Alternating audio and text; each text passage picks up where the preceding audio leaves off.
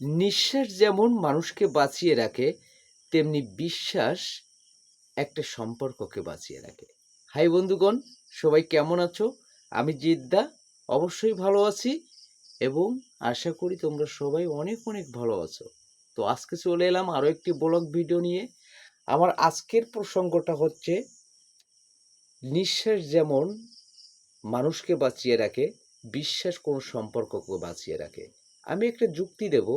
আজকের যুক্তিটা হলো, জাস্ট তুমি একটা ব্যক্তি, তোমার ভালো একজন বন্ধু কোনো কারণে তোমার প্রতি শত্রুতা করলো, গোপনে তোমাকে খুন করার জন্য প্রস্তুতি নিয়ে এলো।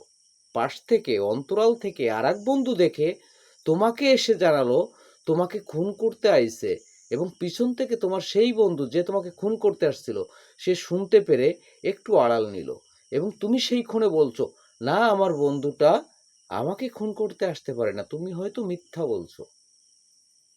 এই যে বিশ্বাসের কথাটা তোমার মুখে তোমার খুন করার সেই বন্ধুটা শুনে তাৎক্ষণিকভাবে তোমাকে খুন করা থেকে বিরত রেখে তোমার সঙ্গে শত্রুতাই ভুলে যাবে। বিশ্বাসটা এমন একটা সম্পর্ক। হ্যাঁ, বাস্তবতায় দেখছি, অনেকেই দেখছে, তুমিও হয়তো দেখছো। তাই নিঃশ্বাসের সঙ্গে যেমন একটা মানুষের বেঁচে থাকার সম্পর্ক, তেমনি বিশ্বাসের সাথে প্রত্যেকটা সম্পর্কের মিল আছে। হোক না সেটা বন্ধুত্ব, হোক না সেটা ভালোবাসা, হোক না সেটা ভাই বোন, হোক না সেটা মা বাবা, আত্মীয় স্বজন, প্রীতি, ইন টোটাল। তাই বিশ্বাস হারিও না। কেমন?